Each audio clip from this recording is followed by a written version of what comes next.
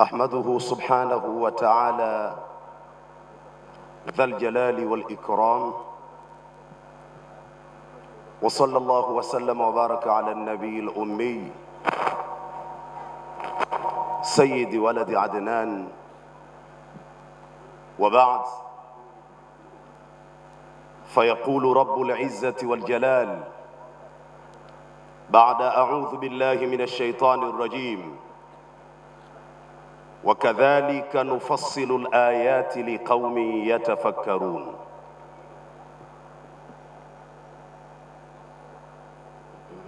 Nitambue hudhuri yote ikiongozwa na Mheshimiwa Mkuu wa Mkoa, kwa kuwa mmeshaarifishwa, turidhie hilo.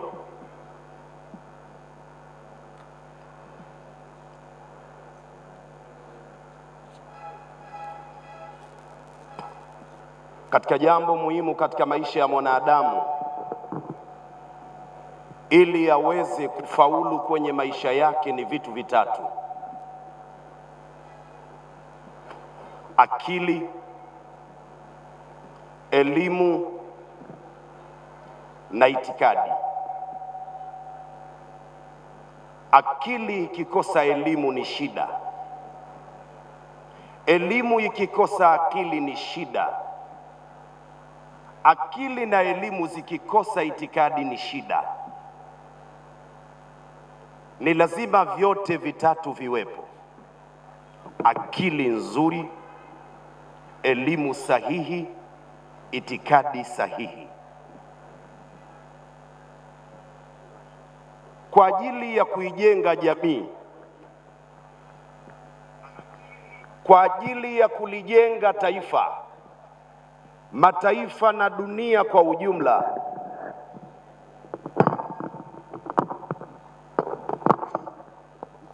Mwenyezi Mungu akamleta Mtume Muhammad ili atengeneze doti tatu hizi. Akili kama akili si tatizo. Je, ni nzuri?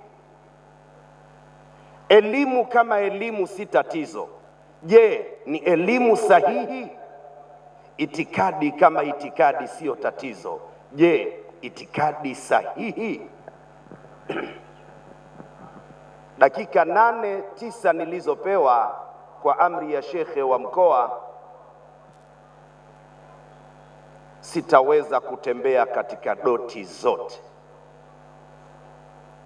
Moja katika itikadi, maneno ya Bwana Mtume Muhammad sallallahu alaihi wasallam, na ndiyo maana aliletwa.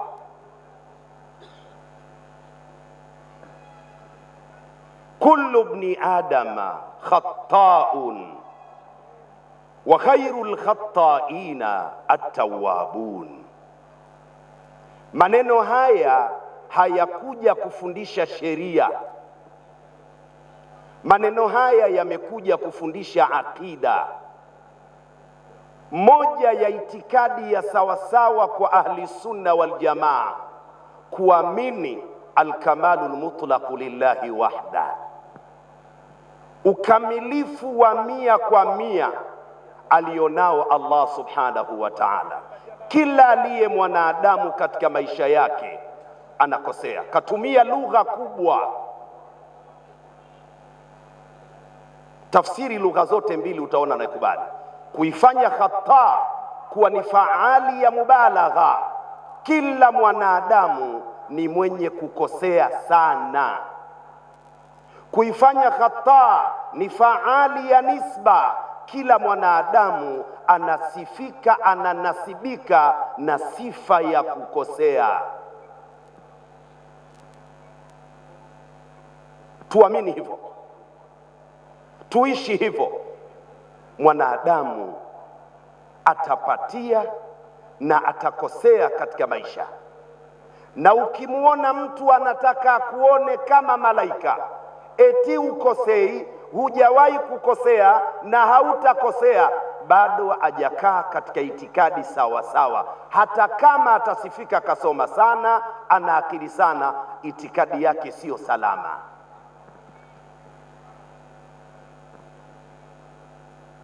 Tengeneza itikadi yako sawa sawa. Ukiwa na shehe wako, amini ni mwanadamu, akikosea ni sehemu katika ubinadamu. Na ndiyo maana wataalamu wa somo la aqida walisema, walaula dhunubu lama fataha Allahu baba tauba, laiti pasingekuwa kuna kukosea, Mungu asingeweka mlango wa toba. Wasomi vijana, wasomi watu wazima, kitabu chochote unachosoma ukaona kwa namna ulivyosoma kuna makosa, amini huo ndio ubinadamu. Na ndiyo mmoja katika wataalamu walisema, wa idha raaita aiban fasudda alkhalala fajalla man la aiba lahu wa ala. Ukiona kasoro katika kazi yangu, katika maisha yangu, basi ziba mianya. Ni Mola subhanahu wa ta'ala peke yake ndiye ambaye hana kasoro. Kaja Bwana Mtume Muhammad sallallahu alaihi wasallam, ambaye usiku wa leo twamshangilia, katufundisha itikadi na maisha. Tupendane, tushirikiane, tusaidiane, tuthaminiane, lakini tujue na kukosea kupo. Akikosea mwenzio isiwe sababu ya kumtenga, utakuwa si mpenzi wa kweli wa Bwana Mtume Muhammad sallallahu alaihi wasallam.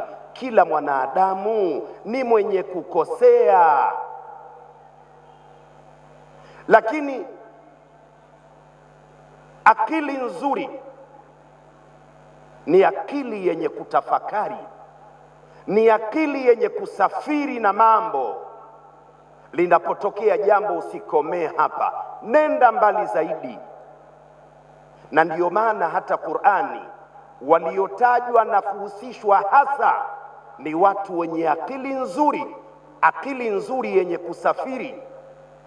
Ukienda katika 190 sura ya 3 Ali Imran 190, inna fi khalqi samawati wal ardi wa ikhtilafi al-layli wan nahari la ayatin liulil albab.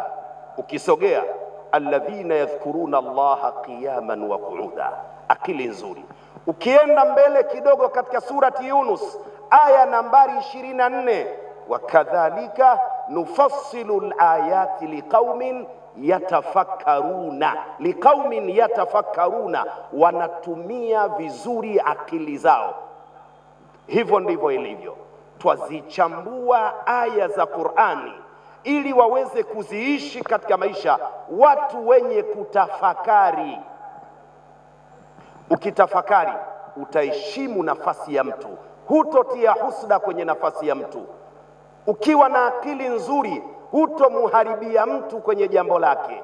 Ukiwa na akili nzuri utaridhika na kile alichokupa Mwenyezi Mungu. Ukiwa na akili nzuri utaheshimu kwamba we umeumbwa na yupo anayeyaendesha maisha yako, si mwingine, Allah subhanahu wa ta'ala. Kaja Bwana Mtume Muhammad, kaja Bwana Mtume Muhammad sallallahu alaihi wasallam, hakuja kwa kazi nyingine, kuja kututengeneza watu tupate kuwa watu, watu tupate kuwa watu. Na ili tuwe watu, vitu vitatu. Muda utoshi kusafiri sana, akili itangulie, elimu ifuate, ili elimu ikakae kwenye akili nzuri. Baada ya akili na elimu, itikadi. Itikadi yako vipi? Hata kama una akili kiasi gani, kama unadhani mbuyu unaweza kukusaidia, umekosa itikadi na akili yako haijafanya kazi sawa sawa.